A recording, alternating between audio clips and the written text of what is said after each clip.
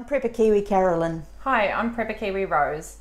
In today's video we are making kumeraho tea. If you don't know what kumeraho is, check out our last video, what is kumeraho and where to find it. Kumeraho is a traditional runga Māori and it was used as a tea, as a tonic, and it still is used today in that way.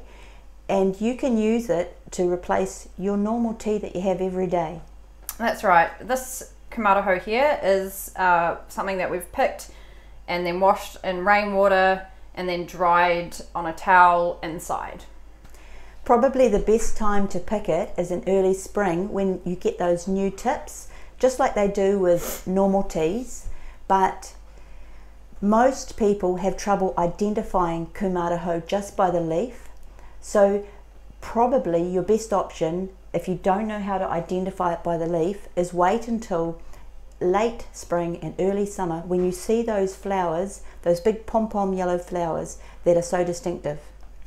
That's right. So how do we make the tea? Well, we just grab a handful of leaves, put it in a couple of cupfuls of water. This is rainwater that we're using here, and we will heat the water up, chuck the tea in there and just let it simmer for a couple of minutes and then strain it as you would any other regular kind of tea, and feel free to add some honey for sweetener.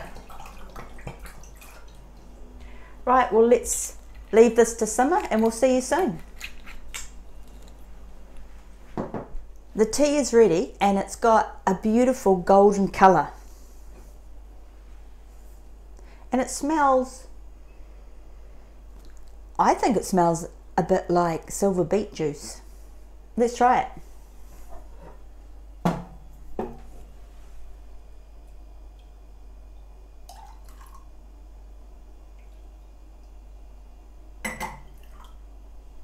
Put more.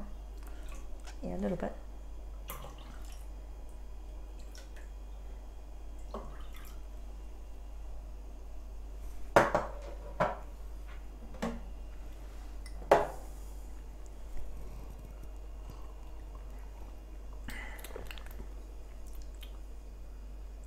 It actually tastes like green tea. Oh yeah, it doesn't taste like silver beet juice. It does, it tastes a lot like green tea. Incredibly similar to green tea. Not bad. It has a bitter aftertaste. Yeah. And if you did have a sweet tooth, that would be delicious with a bit of honey in it. I mean, I can take it just like that. It's quite pleasant. It is, yeah. Yeah, give it a try. See you next time. See you next time.